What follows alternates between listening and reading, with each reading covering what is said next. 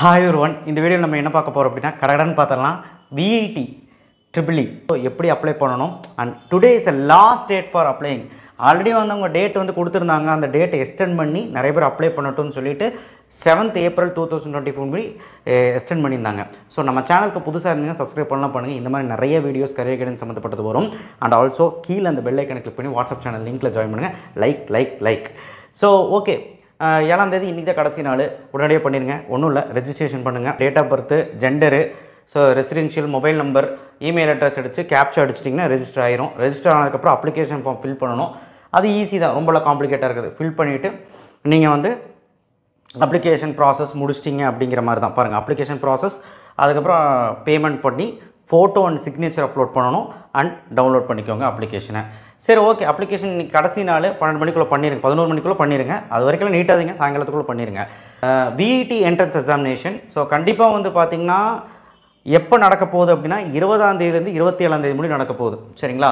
So கட்டாயமாக வந்து பார்த்திங்கன்னா எக்ஸாமுங்கிறது வந்து பார்த்திங்கன்னா பாருங்கள், இந்த எக்ஸாமுக்காக நிறைய பேர் வந்து எழுதுகிறாங்க. 2 லட்சம் பேர் வந்து பார்த்திங்கன்னா கிட்டத்தட்ட இந்தியாவில் எழுத போகிறாங்க. 2.5 லட்சம் பேர் எழுதுவாங்க. இதில் வந்து பார்த்திங்கன்னா உங்களுக்கு சேஃபஸ்டான ஒரு ரேங்க் பேஸில் தான் எடுக்கிறாங்கப்பா. சேஃபஸ்டான ரேங்க் என்ன அப்படின்னா 1 லட்சத்துக்குள்ளே வந்திங்கன்னா கொஞ்சம் நல்லாயிருக்கும். அதுவும் இவங்களே போட்டிருக்காங்க, 1 லட்சத்துக்குள்ளே வந்தால் தான் சென்னை VITயும் அண்டு வெள்ளூர் VITக்கும் அப்ளை பண்ண முடியும் கவுன்சிலிங்க்குன்னு சொல்கிறாங்க. இல்லைனா பூபால் அண்ட் ஆந்திர பிரதேசில் இருக்கு இல்லையா, அதுதான் கவுன்சிலிங் அப்ளை பண்ண முடியும். இதுக்கு எலிஜிபிள் இல்லைன்னு சொல்லிட்டாங்க.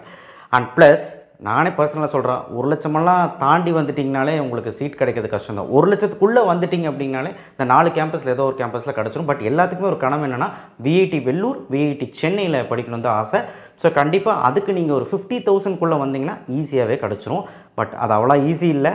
கொஸ்டின் பேப்பர் எப்படி இருக்கும், அதுக்கப்புறம் வந்து பார்த்திங்கன்னா மேக்ஸ், ஃபிசிக்ஸ், கெமிஸ்ட்ரி எப்படி படிக்கணும், பயாலஜி, ஃபிசிக்ஸ், கெமிஸ்ட்ரி எப்படி படிக்கணும் எல்லாமே நான் இப்போ சொல்கிறேன். ஹவு டு ப்ரிப்பேர் அதையுமே சொல்கிறேன், லாஸ்ட் மினிட் ப்ரிப்பரேஷன். ஸோ நம்ம இம்பார்ட்டன்ட் டேட் பார்த்துலாம். 7th இன்றைக்கி லாஸ்ட் நாள், ரெஜிஸ்ட்ரேஷன் பண்ணிடுங்க. அண்ட் 20th to 27th நமக்கு எக்ஸாம் நடக்கும். இந்த 7 நாளில் ஒரு வாரம் ஃபுல்லாக எக்ஸாம் நடக்கும். வேறு வென்யூவில் வேறு இப்போ எனக்கு வந்து கோயம்புத்தூரில் எங்கேயாவது ஒரு வென்யூவில் நடக்கும். எல்லாமே கம்ப்யூட்டர் பேஸ்டு டெஸ்ட்டு, அதாவது ஆன்லைன் டெஸ்ட். சரிங்களா? ஸோ கண்டிப்பாக வந்து பார்த்திங்கன்னா April 30ஆம் தேதி ரிசல்ட் வந்து டிக்ளேர் பண்ணிடுவாங்க. அப்போவே ரிசல்ட்டும் வந்துடும். May 2025 வந்து பார்த்திங்கன்னா கவுன்சிலிங் ஆரம்பிக்குது அப்படின்னு சொல்லியிருக்காங்க. கவுன்சிலிங் ஃபுல்லாக எல்லாமே ஆன்லைன் தான். சரிங்களா?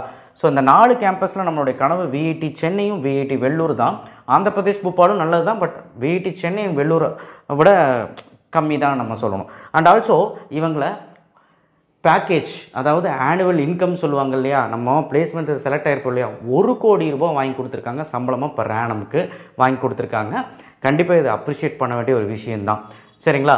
ஸோ கண்டிப்பாக வந்து பார்த்திங்கன்னா இதுக்கு eligibility, selection criteria, exam pattern எல்லாமே போட்டுருக்கு. இதெல்லாம் நீங்கள் பார்த்துருப்பீங்க. பட் இப்போ நம்ம பார்க்க போகிறது எக்ஸாம் பேட்டர்ன். எக்ஸாம் பேட்டர்ன் வந்து பார்த்திங்கன்னா maths, physics, chemistry, English, aptitude test. மொத்தமாக வந்து எவ்வளோ கேள்வி, நம்பர் ஆஃப் கொஸ்டின்ஸ் என்னென்னு போட்டிருக்காங்க. 40 கேள்வி மேக்ஸ், ஃபிசிக்ஸ் 35, கெமிஸ்ட்ரி 35. நீங்கள் இப்போ எப்படி படிக்கணும்னு சொல்கிறேன், இங்கிலீஷ் 5 மார்க்கு, ஆப்டிடியூட் 10 மார்க்கு. அதே மாதிரி பயாலஜி ப்ரிஃபர் பண்ணுறேங்க, அதாவது பயோமெடிக்கல், பயோடெக்னாலஜி இந்த மாதிரி கோர்சஸ் ப்ரிப்பேர் பண்ணுறவங்களுக்கு தான் இது. சரிங்களா? அப்போது எது ப்ரிப்பேர் பண்ணுறீங்க அப்படின்னு அப்ளிகேஷன் ஃபார்ம்லேயே கேட்பாங்க. அதுக்கு தகுந்த மாதிரி ப்ரிப்பேர் பண்ணுங்கள், பார்த்து ஃபில் பண்ணிக்கோங்க. சரியா? இதுவுமே பயாலஜி 40, ஃபிசிக்ஸ் 35 அந்த மாதிரி பிரிச்சிருக்காங்க.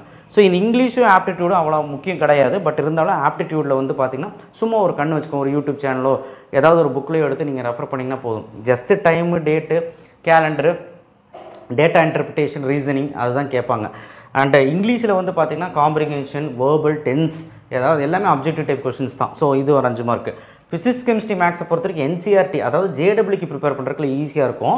பட் நீங்கள் இப்போ கடைசி நிமிஷம்னால நம்ம ஸ்டேட் போர்ட் புக்லேயே படிங்க. என்னை கேட்டால் அப்படி தான் முடியும். ஸ்டேட் போர்ட் புக்கில் புக் பேக் ஆன்சர்ஸ் எல்லாம் படிச்சிருங்க. அண்ட் ஆல்சோ ஒரு பாயிண்ட்ஸ் டு ரிமெம்பர்னு சொல்லிட்டு எல்லா லெசனுக்கு பின்னாடி இருக்கும், அதை கோ த்ரூ பண்ணுங்கள். மேக்ஸில் முக்கியமாக எல்லாமே ஃபார்முலா படிச்சு வைங்க. இதை இப்போதைக்கு கடைசி நிமிஷத்தில் பண்ண முடியும். அண்ட் ஒவ்வொரு டெரிவேஷன் கீழேயும் ஆன்சர்ஸ் இருக்கும், அது பாருங்கள். எப்படி சம்ம அணுகணும்னு பாருங்கள். ஏன்னா நியூமெரிக்கல்ஸ் தான் அதிகமாக இருக்கும் ஃபிசிக்ஸில். ஸோ கெமிஸ்ட்ரியுமே வந்து பார்த்திங்கன்னா உங்களுக்கு ஆர்கானிக் பார்ட்டும் இருக்கும், இன்ஆர்கானிக் பார்ட்டும், ஃபிசிக்கல் எல்லாமே இருக்கும். பட் ஈஸியாக தான் இருக்கும். பட் ஸ்லைட் டிஃப்ரென்ஸ் ட்விஸ்ட் இருக்கும். JEE விட இது ஈஸியாக தான் இருக்கும். சரிங்களா? ஸோ அதனால் இந்த மாதிரி பார்த்திங்கன்னா பயாலஜியெல்லாம் நீங்கள் வந்து புக்கு ரீட் அவுட் பண்ணணும். 11th 12th புக்கை ரீட் அவுட் பண்ணணும். இது ரெண்டுமே நீங்கள் 12th மட்டும் பார்த்தா பத்தாது, 11th 12th பார்க்கணும்.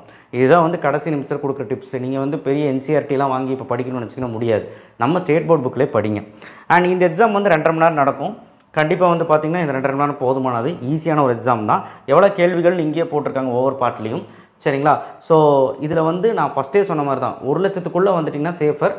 ஆனால் ஃபீஸ் வேரி ஆகும். ஃபஸ்ட்டு 25,000 பேர்த்துக்கு ஒரு ஃபீஸு, அடுத்த வர 25,000 பேர்த்துக்கு ஒரு ஃபீஸு, ஸ்லாபாக பிரியும். சரிங்களா? இதில் வந்து பார்த்திங்கன்னா லாஸ்ட்டாக அந்த 1 லட்சத்தாவது ரேங்க் எடுக்கிறான் பாருங்கள், அவனுக்கு ஃபீஸ் வந்து பார்த்திங்கன்னா 6 லட்சம் வரைக்கும் இருக்குங்க. ஃபஸ்ட்டு 25,000க்குள்ளே வரவங்க 1,50,000 லட்சம் தாங்க ஃபீஸு. அதுக்கப்புறம் 3 லட்சம், அதுக்கப்புறம் 4 லட்சம், 5 லட்சம், 6 லட்சம் அப்படின்னு ஏறிட்டே போகும். ஸோ அந்த ஃபீஸ் ஸ்ட்ரக்சர்லாம் இன்னொரு வீடியோவில் பார்க்கலாம். பட் இன்றைக்கி கடைசி நாள் விஐடிக்கு நீங்கள் வந்து அப்ளை பண்ணுங்கள். இது வந்து ஏன் அப்ளை பண்ணுன்னு சொல்லி தமிழ்நாடு மாணவர்களுக்கு ஒரு விழிப்புணர்வே இல்லாமல் போயிடுச்சு விஐடியில். என்ன காரணம்னு கேட்டிங்கன்னா, இவங்க சேலரி வந்து ஒரு டீம்டு யூனிவர்சிட்டியில் படிக்கணும், இந்த மாதிரி ஒரு டீம்டு யூனிவர்சிட்டியில் தான் படிக்கணும். ஏன்னா இவங்க சேலரி பேக்கேஜ் வந்து பார்த்திங்கன்னா வருஷம் வந்து கூடுது. ஒருத்தர் 2 பேர் தான் செலக்ட் ஆகிறான் 1 கோடி சேலரிக்கு. இல்லைனாலும் அவங்க வந்து இம்ப்ரூவ்மெண்ட் பண்ணுறாங்க. பார்த்திங்கன்னா அவங்களுடைய இம்ப்ரூவ்மெண்ட் போட்டிருக்காங்க பாருங்கள் எவ்வளவு இது அப்படின்ட்டு. ஸோ என்ஆர்எஃப் ரேங்கிங்கில் என்ன அப்படின்னு பார்க்கும்போது யூனிவர்சிட்டி லெவலில் 10வது ரேங்க்கு, இன்ஜினியரிங் லெவலில் 11வது ரேங்க்கு, ரிசர்ச் லெவலில் வந்து பார்த்திங்கன்னா 13வது ரேங்க்கு, ஓவரால் கேட்டகரியில் வந்து 19வது ரேங்க்கு. ஸோ என்ஆர்எஃப் ரேங்கிங்லேயும் இவங்க வந்து முன் வகிக்கிறாங்க. டீம்டு யூனிவர்சிட்டியில் இந்தியா முழுக்க சேர்த்து இந்த ரேங்கிங், புரியுதா? அதேமாதிரி வேர்ல்டு லெவலில் வந்து பார்த்திங்கன்னா 500லேருந்து 600வது ஸ்லாபுக்குள்ளே வராங்க. ஸோ இதெல்லாம் பெருமைத்தக்கது தானே. ஸோ கண்டிப்பாக விஐடியில் படிக்கணுங்கிறது எல்லாத்தோட கனவும். இந்த டேட்ஸ் எல்லாம் பார்த்துக்கோங்க, ரொம்ப முக்கியம். அண்ட் ரொம்ப முக்கியம், நெகட்டிவ் மார்க் கிடையாது இதில். ஸோ நெகட்டிவ் மார்க் கிடையாதுங்கனால ஈஸியாக பண்ணலாம். இன்னொரு முக்கியமான விஷயம், நீங்கள் அப்ளை பண்ணி முடிச்சு 7ஆம் தேதிக்கு மேலே ஸ்லாட் புக்கிங்னு ஒன்று ஓப்பன் ஆகும். இந்த ஸ்லாட் புக்கிங் வந்து உங்கள் லாகின் ஐடி பாஸ்வேர்டு அடித்து உள்ளே போயிட்டு ஸ்லாட் புக்கிங் என்ன பண்ணணும் அப்படின்னா, ஒன்றும் இல்லை, சின்னது பிரச்சனை. உங்களுடைய அந்த 7 நாள் எக்ஸாம் நடக்கும் இல்லையா, இந்த 7 நாள் எக்ஸாம் எந்த டேட்டுக்கு உங்கள் கன்வீனியன்ட், இந்த டேட்டுக்குள்ளே எந்த டேட் உங்களுக்கு கன்வீனியன்ட், எந்த டைமுக்கு என்ன கன்வீனியன்ட்டு வந்து டேட் அண்ட் டைம் வந்து என்ன கன்வீனியன்ட், உங்கள் கன்வீனியன்ட் தகுந்த மாதிரி அப்ளை பண்ணிக்கலாம்.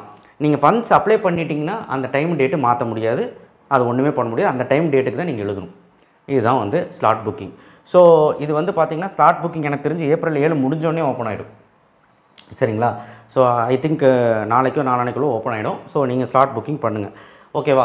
அண்ட் அட்மிட் கார்டு எல்லாமே வந்து டவுன்லோட் பண்ணி எடுத்துக்கலாம். அண்ட் எல்லாமே வந்து பார்த்திங்கன்னா இந்த ஒரு வாரத்தில் நடக்க போகுது. ஏன்னா 20லேருந்து 27க்குள்ளே எக்ஸாம் ஸ்டார்ட் ஆக போகுது இல்லையா, அதனால். ஸோ 30ஆம் தேதி வந்து பார்த்திங்கன்னா உங்களுக்கு டிக்ளரேஷன் ஆகிற ரிசல்ட்டு.